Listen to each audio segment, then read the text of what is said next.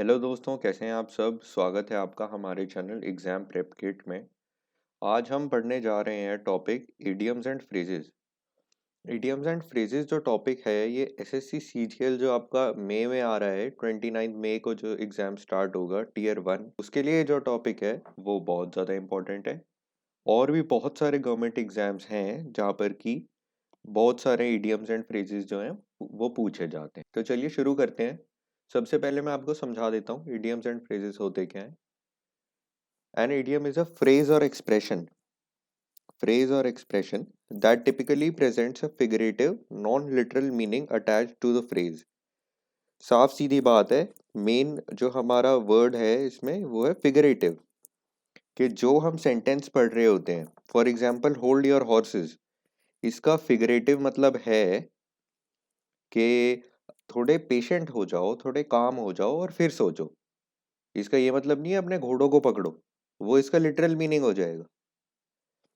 तो हमें सेंटेंस के फिगरेटिव मीनिंग जो है, होल्ड योर हॉर्सेस मतलब काम डाउन, बी पेशेंट, समझदारी से काम लो, that means hold your horses.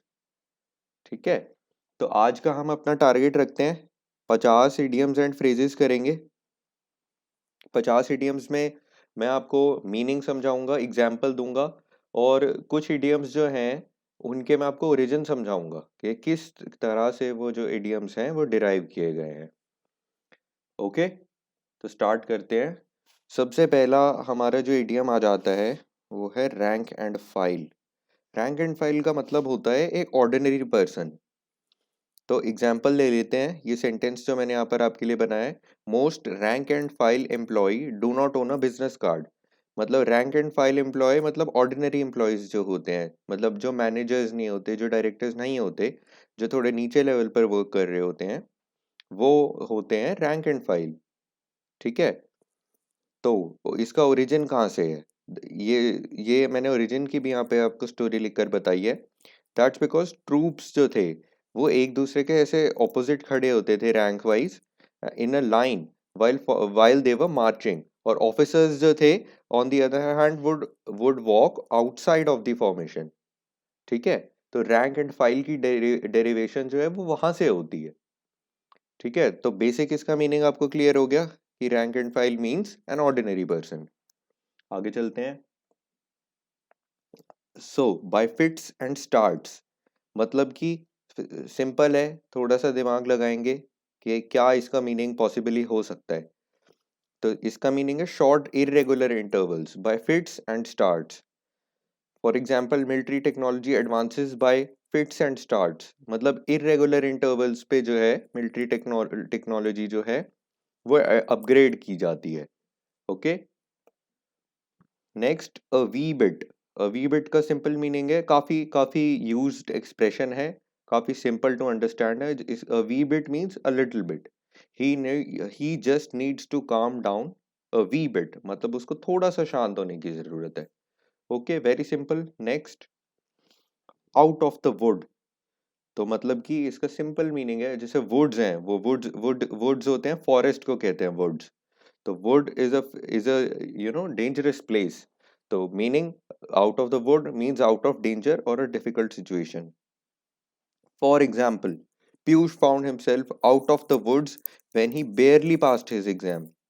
Okay, से काफी सिंपल है। जैसे ही उसका एग्जाम उसने पास कर लिया, उसको बस ऐसा लगा कि मैंने एक बहुत डिफिकल्ट सिचुएशन में था और उससे अब मैं बाहर आ गया हूँ। ओके, ये पिक्चर जो है ये मैंने आपकी रेफरेंस के लिए लगा दी है। आउट ऑफ द वुड्स मतलब ये यहाँ पर हमने स्केलेटन जो है वो भी दिखा दिया है। आउट ऑफ द वुड्स मतलब कि किसी भी डेंजरस सिचुएशन से बाहर निकल जाना। नेक्स्ट लेते हैं अंडर हिज थंब। तो अंडर हिज थंब का बहुत ही सिंपल मीनिंग है, कंप्लीटली अंडर समवन्स इन्फ्लुएंस। मतलब कि इस सेंटेंस से समझ लेते हैं, the young lad seems to be always under his wife's thumb. मतलब कि वो अपनी वाइफ के कंट्रोल में रहता है, वाइफ के इन्फ्लुएंस में रहता है। वेरी सिंपल, मैंने पिक्चर भी लगा दी है। मतलब कि थंब के नीचे मतलब under his control. At one's wits end, तो विट इंग्लिश में कहते हैं आपकी समझदारी को। ठीक है, आपकी विटीनेस जो है, क्लेवरनेस जो है उसको कहते हैं। तो at one's wits end, completely puzzled and perplexed, not knowing what to do, मतलब कि मैं ऐसी सिचुएशन में डिलेमा में मैं फंस चुका हूँ कि मेरे को आगे समझ नहीं आ रहा है कि क्या करना चाहिए। Example, I tried every possible solution for the problem but now I am at my wits end, आगे मेरे को नहीं पता क्या करना है। ओके, तो at one's wits end simple था ये भी काफी। Between the devil and the deep sea, तो इसकी एक हिंदी में भी ट्रांसलेशन होती है इस इडियम की, बताइए कौन बताएगा? नीचे कमेंट सेक्शन में जरूर लिखना अगर आपको समझ आ गया है। Between the devil and the deep सी, इसका मतलब होता है कि हिंदी में जो ट्रांसलेशन है, अब मैं बता देता हूँ, जिसको आती होगी उसने कमेंट्स में लिख लिया होगा। Between the devil and the deep सी मतलब हिंदी में ट्रांसलेशन, एक तरफ कुआं एक तरफ खाई। तो इंग्लिश में इसका डेरिवेशन कहाँ से हुआ है, ओरिजिन इसका क्या है, वो मैं आपको बताता हूँ। तो डेविल मतलब शैतान, कि एक तरफ डेविल है, दूसरी तरफ गहरा समुंदर है। तो शैतान के पास जाना, गहरे समुंदर में गिर जाना, दोनों सिचुएशंस जो है वो बहुत खराब है। ठीक है, तो ये इमेज जो है मैंने ये भी बना दी कि पीछे डेविल खड़ा हुआ है, ठीक है, और यहाँ पे नीचे जो है ये डीप सी है। बिटवीन ये, तो ये आदमी जो है यहाँ पे बीच में फंसा हुआ है, तो he doesn't know what to do. Okay, next, burn the midnight oil, Hindi में क्या मतलब है, कमेंट्स में बताइए। मतलब दिन रात एक करके मेहनत करना, वर्किंग हार्ड। तो यूजुअली लेट एट नाइट, क्योंकि मिडनाइट ऑयल जो है, मतलब ऑयल जो है वो रात को ही जलाया जाता है, तो मिडनाइट तक कोई आदमी जैसे वर्क कर रहा है तो उसके लिए बर्निंग द मिडनाइट ऑयल, ये फ्रेज डिराइव कर दी है। Working hard late night, Denise has been burning the midnight oil trying to finish this report so she must be exhausted. ठीक है, ये मैंने आपके लिए लैम्प का मिडनाइट ऑयल का फोटो बना दिया है।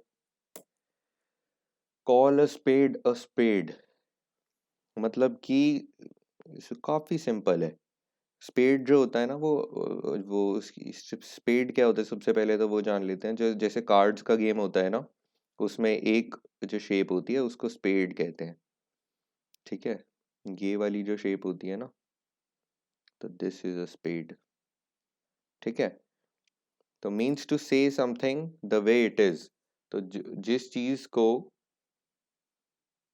जैसी दिख रही है उसी तरीके में उसको बता देना। ठीक है, तो का मतलब ये थोड़ी थोड़ी ऐसी डिफिकल्ट सिचुएशंस में थोड़ा इस वर्ड को यूज़ किया, इस फ्रेज को यूज़ किया जाता है, कि जहाँ पर आप यूजुअली किसी को जैसे किसी भी चीज़ के बारे में पिन पॉइंट नहीं करना चाहेंगे। ठीक है, but you choose to call a spade. Okay, so example लेते हैं, आपको बहुत अच्छे से क्लियर हो जाएगा। That dress made her look fat, let's call a spade before she goes out wearing it and embarrasses herself. तो मतलब कि साफ है, वो अपने फ्रेंड को बताने वाले हैं कि वो ड्रेस उस पर अच्छी नहीं लग रही है। The dress makes her looks fat and she is gonna embarrass herself if she wears it outside. Okay, next, come off with flying colours. तो इसका इमेज देखकर थोड़ा इंटरप्रिटेशन लगाओ। Come off with flying colours मतलब to be victorious or to be successful in a task. Jaideep came out with flying colors as he practiced very hard for his cricket tournament. Okay, simple and easy. Next, hoping against hope. तो इसके बारे में थोड़ा सा सोचिए क्या इसका मतलब हो सकता है, देन मीनिंग देखना जो मैंने लिखा हुआ है यहाँ पर। Hoping for something which is unlikely और अनरीजनेबल। ठीक है, तो इसको आप और बेटर वे में इस एग्जाम्पल के थ्रू समझ पाएंगे। I am hoping against hope that the thief would return my wallet. अब ऐसी सिचुएशन होना कितना मुश्किल है कि कोई चोर है, आपका वॉलेट ले गया है चोरी करके। I am hoping against hope कि क्या पता वो मेरा वॉलेट वापस कर जाए। ओके, तो है ये सिचुएशन अनलाइकली, तो अनलाइकली सिचुएशन के लिए ही ये फ्रेज यूज होता है। Okay, next, hit the nail on the head to do exactly the right thing, to do something in most effective and efficient way. ये अगर आप नेल है, नेल का ये पार्ट जो होता है top portion, it's called the head, इस पर अगर आप हैमर मारेंगे तो ही आपका जो नेल है वो बिल्कुल अंदर तक जो है वुड के जा पाएगा। ठीक है, तो you have spotted the flaw Sally, you hit the nail on the head. ठीक है, ऐसे एक एग्जाम्पल है। Bob doesn't say much but every now and then he hits the nail right on the head. तो इस तरह से इसका जो है यूज किया जाएगा सेंटेंसेस में। ठीक है, ये इसका एग्जैक्ट मीनिंग है। Next, an axe to grind, a selfish और अल्टीरियर एम। मतलब अगर किसी का तुम्हारे साथ किसी चीज को लेके कुछ सेल्फिश मोटिव है, कुछ अल्टीरियर मोटिव है, ठीक है, बट वो उसको वर्ड्स के थ्रू नहीं एक्सप्रेस कर पा रहे। ठीक है, वो तुम्हें उसके एक्शन से पता चल रहा है कि इसका मेरे से कुछ सेल्फिश मोटिव है। तो एग्जाम्पल लो, he claim to be disinterested but I knew he had an axe to grind. मतलब वो ऐसे दिखा रहा था उसका कोई इंटरेस्ट नहीं है, बट मेरे को पता है उसका कुछ ना कुछ सेल्फिश इंटरेस्ट जो है सिचुएशन में इन्वॉल्व है। तो ये मैंने इमेज डाल दी है, एक्स ग्राइंड करते हुए एक ओल्ड मैन एक्स को ग्राइंड कर रहा है, मतलब एक्स को शार्पन कर रहा है। ओके, तो वहां से उसका ओरिजिन है axe to grind. Next, to get rid of, मतलब टू डिस्पोज ऑफ समथिंग। ये बहुत कॉमन है, बहुत ज़्यादा यूज होता है, शायद आप मेरे को आपको इसका मीनिंग बताना भी ना पड़े। तो Jayant got rid of his smoking habit. At daggers drawn, तो सोचिए, एट डैगर्स ड्रॉन, डैगर किसको बोलते हैं? चाकू, छुरी जिसको कहते हैं हिंदी में। ये मैं आपके लिए फोटो बना देता हूँ। ये, तो इसका मीनिंग समझने की कोशिश कीजिए। Prepared, prepared to, prepared to verbally or physically fight another person or group, primarily heard in the UK, United kingdom और ऑस्ट्रेलिया में ये फ्रेज बहुत यूज होता है। मतलब कि जहां पर एक वर्बल या फिर एक फिजिकल फाइट बिल्कुल होने को, मतलब कोई अपना चाकू निकालने के लिए बिल्कुल तैयार हो, नॉट लिटरली, फिगरेटिवली। ठीक है, मतलब फिजिकल या फिर वर्बल वहां पे फाइट जो है वो स्टार्ट होने को है, वो ऐसी जो सिचुएशन है उसको कहते हैं एट डैगर्स ड्रॉन, जहाँ पे लोग बिल्कुल चाकू निकालने को तैयार हो। मतलब कि नॉट एग्जैक्ट, नॉट रियली चाकू निकालने को, बट ये एक दूसरे से फिजिकली या वर्बली फाइट करने को तैयार हो। एग्जाम्पल ले लो, the police have had to intervene because those rival gangs have been at daggers drawn, at daggers drawn lately. ठीक है, simple and easy. Next, to play ducks and drakes, simple meaning है play ducks and drakes with, to handle recklessly और squander. मतलब कि वैसे ये जो होता है डक्स एंड ड्रेक्स, ये इस गेम को बोलते हैं, जैसे ये स्टोन है ना, इसको जैसे रिवर पे फेंकते हैं, तो ये सिर्फ लोग जो है वो अपना टाइम पास करने के लिए कर रहे होते हैं। ठीक है, रेकलेसली कर रहे होते हैं। ठीक है, to play ducks and drakes with his fortune, इसका मीनिंग क्या होगा फिर? मतलब कि उसने बहुत सारे पैसे कमा लिए, बट वो उस पैसे को रेकलेसली खर्च कर रहा है। Okay, to take the bull by the horns, मतलब कि to deal decisively with a difficult person. मतलब कि बिल्कुल किसी ऐसे आदमी से स्ट्रेट अप जो है आप फाइट ले लो, या डिफिकल्ट सिचुएशन जो है उसको हेड ऑन फेस करो। ठीक है, उसको कहते हैं taking the bull by the horns, मतलब कि ब्रेवली किसी सिचुएशन को आप स्ट्रेट अप जो है फेस करो। The British government will have to take the bull by the horns and tackle the inflation, मतलब प्रॉब्लम को डायरेक्टली फेस करना पड़ेगा और इन्फ्लेशन हैंडल करनी पड़ेगी। तो ये देखिए, हर्क्यूलिस, जो गॉड हर्क्यूलिस है उसकी इमेज है, who is taking the bull by the horns. Raining cats and dogs, literal meaning नहीं लेना, फिगरेटिव मीनिंग लेना है। तो रेनिंग, बहुत ज़्यादा रेन जब हो रही होती है तब इसको बोलते हैं रेनिंग कैट्स एंड डॉग्स। ये मैंने आपके लिए इमेज भी डाल दी है, रेन हो रही है जिसमें कैट्स एंड डॉग्स जो है वो नीचे ऐसे रेन डाउन कर रहे हैं। To move heaven and earth, तो बहुत सिंपल है, ध्यान से समझने की कोशिश कीजिए। To move heaven and earth, to work very hard to do something. He vowed that he would move heaven and earth to finish the project on schedule. ठीक है। नो अवेल मतलब कि ऑफ नो यूज और advantage, बहुत simple, ineffective. Example ले लो, all his shouting was to no avail, no one no one could fear him. ठीक है। Next, bark up the wrong tree. Barking up the wrong tree is an idiomatic expression in English. इसको use किया जाता है to suggest a mistaken emphasis in a specific context, मतलब कि आपने किसी चीज का जो अपने मन में मतलब है वो गलत इंटरप्रेट कर लिया है। ठीक है। If you think Piyush will achieve good marks this year, you are barking up the wrong tree, मतलब कि ये वाली सिचुएशन जो है बिल्कुल होनी इम्पॉसिबल है। ठीक है। Keep one at bay, the position of being unable to move closer while attacking or trying to approach someone। ठीक है, मतलब किसी को अपने से दूर रखना, डिस्टेंस पर रखना। बे वैसे जैसे बीच होता है ना, तो बीच जो होता है उसके एरिया जो होता है उसको बोलते हैं बे, बे एरिया। ओके। तो the soldiers kept the attackers at bay, मतलब सोल्जर्स ने अटैकर्स को डिस्टेंस पे रखा।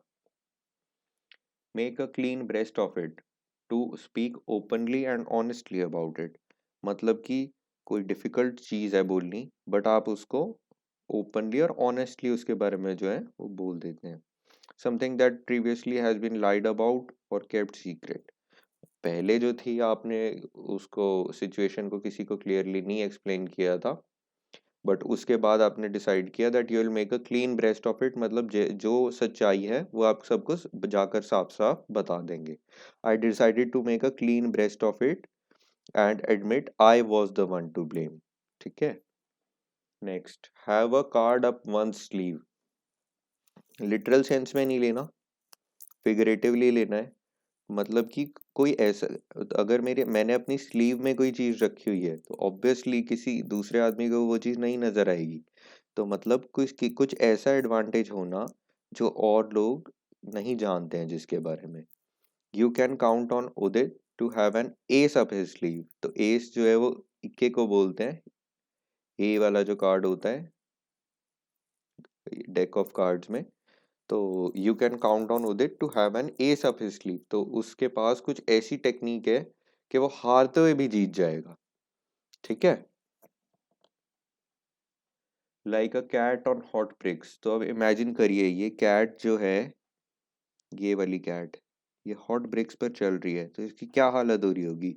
ये बहुत ही तंग हो रही होगी और बहुत ही घबरा रही होगी, एंग्शियस हो रही होगी, तंग हो रही होगी। Example, Devesh was like a cat on hot bricks when he went on his first date, तो देवेश जो है वो बहुत घबराया हुआ था जब वो फर्स्ट डेट पर गया, इसका ये मीनिंग है। ठीक है। कैट एंड डॉग लाइफ, तो कैट और डॉग जो है जैसे आप फोटो में देख सकते हैं फाइट कर रहे हैं एक दूसरे से। तो लाइफ फुल ऑफ क्वारल्स, मतलब कि कैट एंड डॉग लाइफ होना बहुत ही ज्यादा ऐसे क्वारल से और लड़ाई से भरी हुई जिंदगी। Cock and bull story, an implausible story used as an explanation or excuse। implausible मतलब ऐसी स्टोरी जिस पे बिलीव करना बहुत डिफिकल्ट हो। ठीक है। जो कि किसी स्टोरी की एक्सप्लेनेशन है या फिर एक्सक्यूज है। तो इसका मैं आपको रीजन बताता हूँ, काफी इंटरेस्टिंग स्टोरी है। तो the Kock and bull were two of the main coaching ends in the town, and the banter and rivalry between groups of travelers is said to have resulted in exaggerated and fanciful stories which became known as cock and bull stories। तो travelers जो थे वो famous Kock hotel पे भी जाते थे और the infamous bull पे भी जाते थे। ठीक है। तो जो राइवल गैंग्स होती थी वो कभी इस रेस्टोरेंट पर जाकर, कॉक होटल पर जाकर बहुत ही ज़्यादा इंटरेस्टिंग स्टोरी सुनाते थे अपनी जर्नीज की, और वो स्टोरीज मेड अप होती थी, इतनी हार्ड टू बिलीव होती थी कि लोगों को लगता था कि ये झूठ बोल रहे हैं। और फिर कॉक होटल के जो मेंबर्स होते थे, वो इनफेमस बुल रेस्टोरेंट पर जाते थे और यहाँ पर अपनी ट्रैवल जर्नीज के बारे में बताते थे।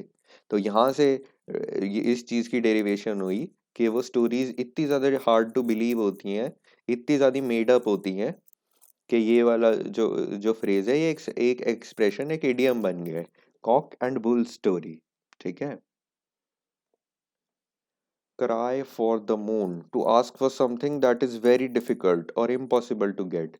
ओरिजिन समझेंगे। क्राई फॉर द मून, किसी ऐसी चीज के लिए रोना जो बहुत दूर है आपसे, मतलब जिस पे आपको अपने हाथ ग्रैब करना बहुत मुश्किल है। ठीक है। द स्ट्राइकिंग वर्कर्स से they just want to be paid what they are worth, they are not crying for the moon, मतलब उनकी डिमांड्स जो है वो अनरीजनेबल नहीं है, और वो चाहते हैं कि उनकी डिमांड्स को मान लिया जाए। ठीक है। वो किसी इम्पॉसिबल चीज की एक्सपेक्टेशन नहीं रख रहे। The pros and cons, positive and negative things about something, very easy. जैसे प्रोज होते हैं पॉजिटिव पॉइंट्स को कहते हैं, कॉन्स नेगेटिव पॉइंट्स को कहते हैं। Be in a tight corner, very easy, मैं नहीं बताऊंगा, खुद सोचिए। चलो बता देता हूँ। इन अ बैड पोजीशन, मतलब कि मैं फंस चुका हूँ टाइट कॉर्नर में, मेरे को समझ नहीं आ रहा अब क्या करना चाहिए। ठीक है, मेरे पास कोई ऑप्शन नहीं लेफ्ट है। The city is in a tight corner financially, city के पास पैसे की कड़की है। Dot the i's and cross the t's, तो आई जो लेटर है यहाँ पर देखिए, तो आई जो है उसके ऊपर डॉट होती है, और टी जो है उस पे ये क्रॉस होता है ऐसे। तो इसका ये इसकी ओरिजिन है कि यहाँ से सेंटेंस बना है, और इसका फिगरेटिव मीनिंग ये है इडियम के फॉर्म में, to pay a great deal of attention to the details of something. मतलब कि आई पे डॉट लगा हो और टी पे क्रॉस हो, मतलब कि अगर ऐसा ऐसा कुछ, ये जस्ट एक एग्जांपल है टू एक्सप्लेन, मतलब काम को इतनी बारीकी से और इतने परफेक्टली किया हुआ है, तो उसको बोलेंगे to dot the i's and cross the t's, to pay a great deal of attention to the detail of something. ठीक है। Specially when you are trying to complete a task. At arms length, very simple, very simple, खुद समझ जाएंगे। Avoiding intimacy और close contact. ठीक है, किसी से भी इंटीमेसी मतलब किसी के नजदीक नहीं जाना चाहता जो पर्सन। ठीक है। Ajay keeps everybody at arms length, मतलब इमोशनली वो किसी किसी को नजदीक नहीं आने देता है अपने। ठीक है। For most of my adult life I have kept people at an arm's length. ठीक है। मतलब फिजिकली वो डिस्टेंट नहीं रखता है ऑब्वियसली, क्योंकि हम उसका ये फिगरेटिव मीनिंग ले रहे हैं, फिजिकल डिस्टेंस पे नहीं रखना, बट इमोशनली जो है वो किसी पीपल से अटैच नहीं होता है। Out of the question, something unreasonable, बहुत ज़्यादा कॉमन है, वेरी कॉमन। किसी अनरीजनेबल चीज़ को कहते हैं out of the question. Example, the manager scolded Harit and said his demands were out of the question. ठीक है, मतलब उसकी डिमांड बिल्कुल अनरीजनेबल है और मैनेजर उसकी बात बिल्कुल नहीं मानेगा। आउट ऑफ द वे, ठीक है। रिमोट और सिक्लूडेड, कोई जगह है जो रिमोट है और सिक्लूडेड है, बहुत दूर है। ठीक है। We are too out of the way for mains electricity. ठीक है, मतलब यहाँ पर इलेक्ट्रिसिटी नहीं आएगी, हम बहुत ज़्यादा दूर हैं। और dealt with or finished, economic recovery will begin once the election is out of the way। मतलब कि इलेक्शन जब दूर हो जाएंगे, मतलब खत्म हो जाएंगे, ओवर हो जाएंगे, तो दो दो मीनिंग्स है इसके, और मैंने यहाँ पर लगा रखा है।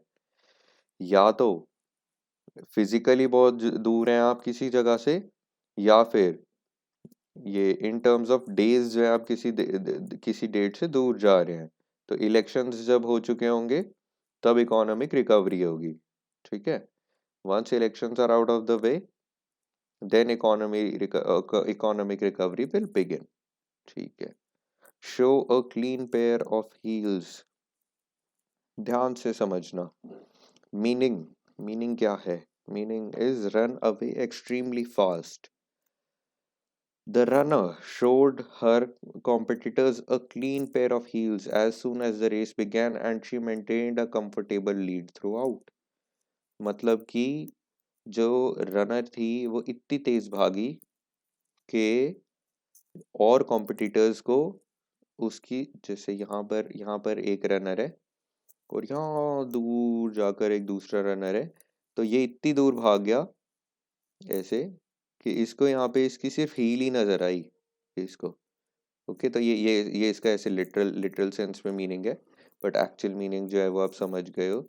ये ओरिजिन मैंने ऐसे टाइप भी कर रखा है, meaning that if someone is looking for you, you have run away so far off that your only your heel is visible. Heel आप समझ गए होंगे, हील जो है ये इसको कहते हैं हमारा जो पैर होता है, जैसे this is our feet.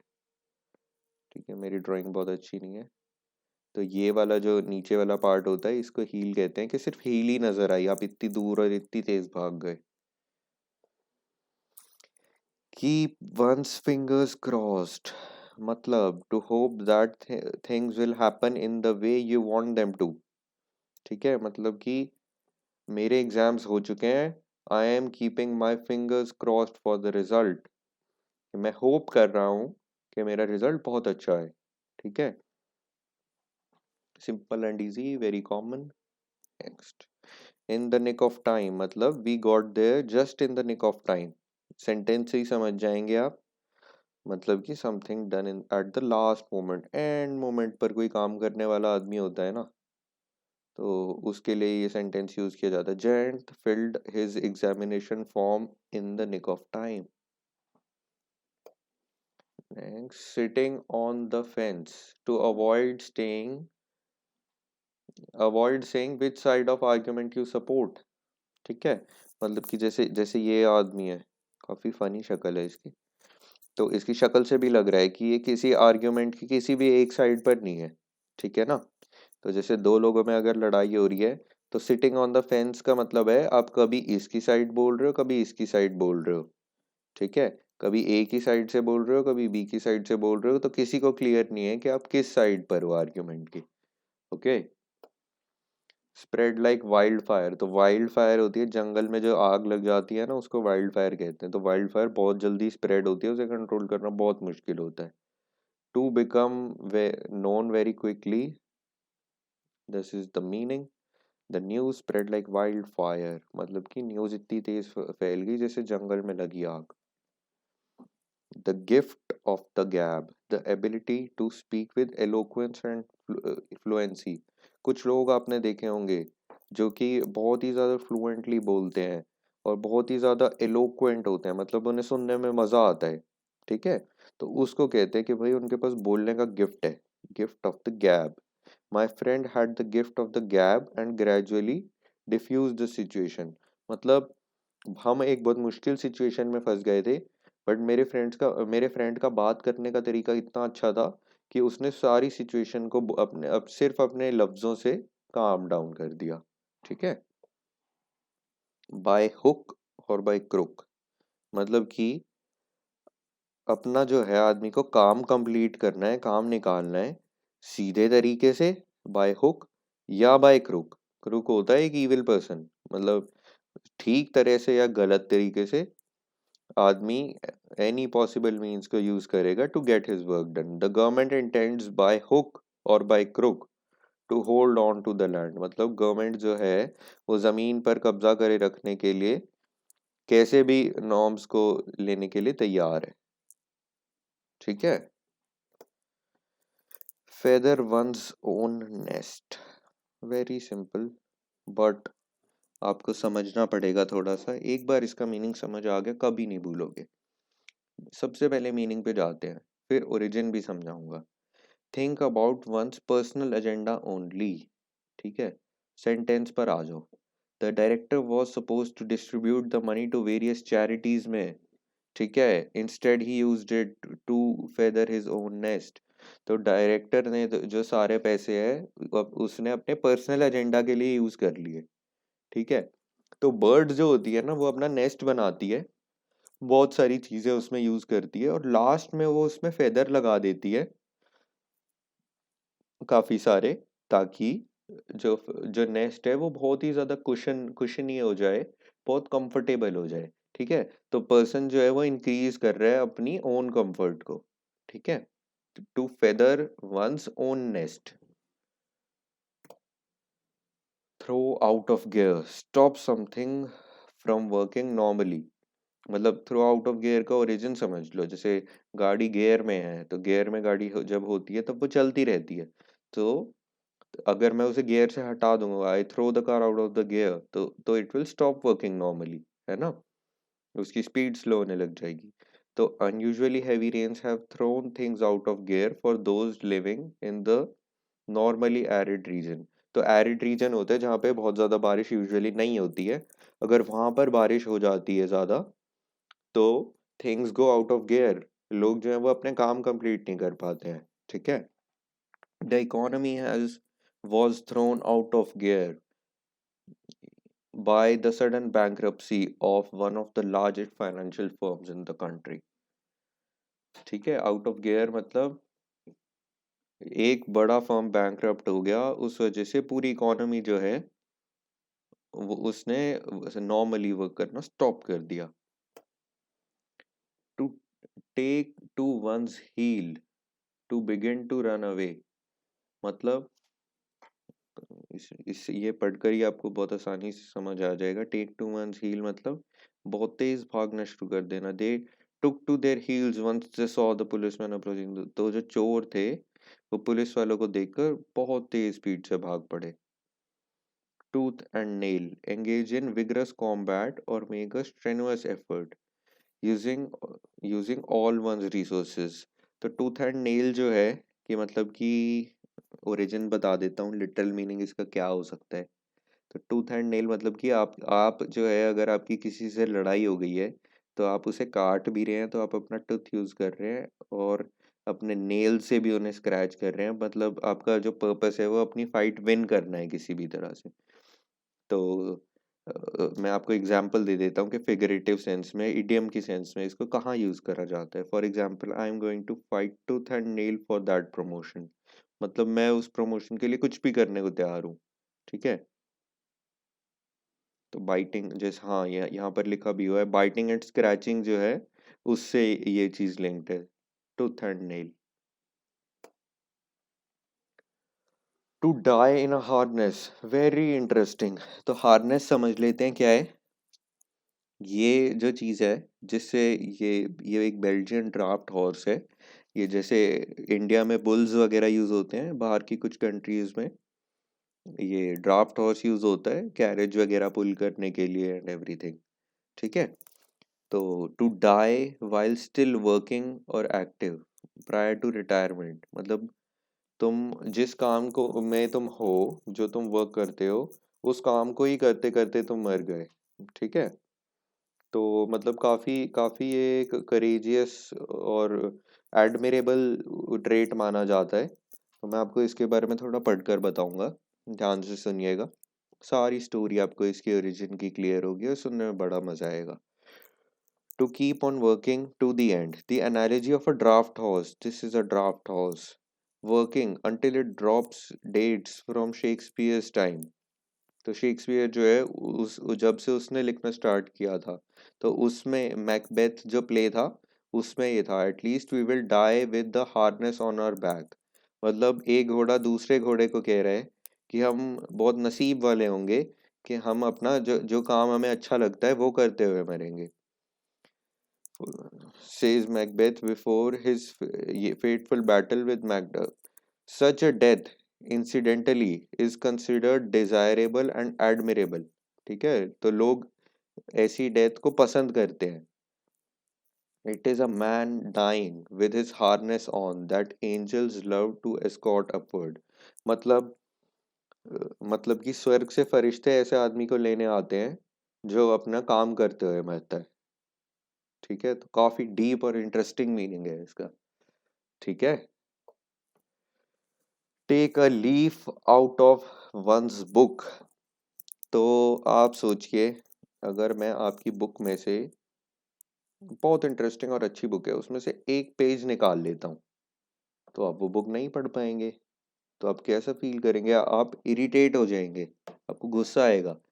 Imitate और emulate someone in a particular way, ठीक है, और टू इरिटेट समवन, ठीक है। She is taking a leaf out of her husband's book by going into television, मतलब उनके हस्बैंड नहीं चाहते हैं कि वो एक्ट्रेस बने, ठीक है, तो उनको इरिटेट कर रही हैं वो अपने हस्बैंड को by doing the exact thing which his husband doesn't like, her husband doesn't like. Leave no stone unturned, मतलब क्या होगा? थोड़ा सा दिमाग लगाइए, खुद से सोचिए। Try every possible course of action in order to achieve something, मतलब किसी किसी मंजिल को पाने के लिए आप हर रास्ते पर चलने को तैयार हैं। आप मतलब किसी भी कोर्स ऑफ एक्शन को कंप्लीट करेंगे to achieve whatever you want. A man of straw, अब मैन जो है वो स्ट्रॉ से तो बना हो नहीं सकता है, तो फिगरेटिव मीनिंग है। क्या होता है फिगरेटिव मीनिंग इसका? सोचिए। A person regarded as having no substance और इंटीग्रिटी, मतलब ये आदमी अंदर से बिल्कुल खोखला है, ठीक है, मतलब इसके आदमी में कुछ इंटीग्रिटी नहीं है बिल्कुल भी। A leader who was once derided as a man of straw, ये आदमी आज तो एक लीडर है, पर इसको पहले जाना जाता था as a man of straw, जो अपनी बातों पर नहीं खड़ा रहता था। ऐसे आदमी को कहते हैं man of straw. Okay, last idiom for the day, 50th पे पहुंच गए हैं। Read between the lines to find meanings that are intended but that are not directly expressed, मतलब कि किसी चीज को डायरेक्टली कहा नहीं गया है, बट उन्होंने जो बात कही है उससे आप जो है वो मीनिंग को ग्रैब कर लेते हैं, ठीक है। In something said or written, तो एग्जाम्पल ले लो, she said she could not afford it but reading between the lines I don't think she has enough money, ठीक है, मतलब she said she could afford it, ठीक है, उसने कहा कि वो अफोर्ड कर सकती है, बट क्योंकि मैं उसे जानती हूँ, ठीक है, इस वजह से रीडिंग बिटवीन द लाइन्स मेरे को नहीं लगता कि उसके पास इतने पैसे हैं कि वो ऐसी चीज खरीद पाए। तो that's what the girl is saying, ठीक है। उस इस एग्जाम्पल से आपको बिल्कुल परफेक्ट आइडिया लग जाएगा व्हाट दिस इडियम वाज। तो आज का टॉपिक जो है वो यहीं खत्म हो जाता है। थैंक्स अ लॉट हमारे साथ बने रहने के लिए, और हम बहुत सारे फ्रेश इडियम्स के साथ आपके साथ वापस आएंगे, ठीक है। तो लाइक कमेंट सब्सक्राइब कर दीजिएगा हमारे चैनल को। नया नया कंटेंट एसएससी, बैंक, पीओ और अन्य गवर्नमेंट एग्जाम्स जो आने वाले हैं उनके लिए हम आपके लिए प्रिपेयर करके ला रहे हैं। तो स्टे ट्यून्ड एवरीबॉडी।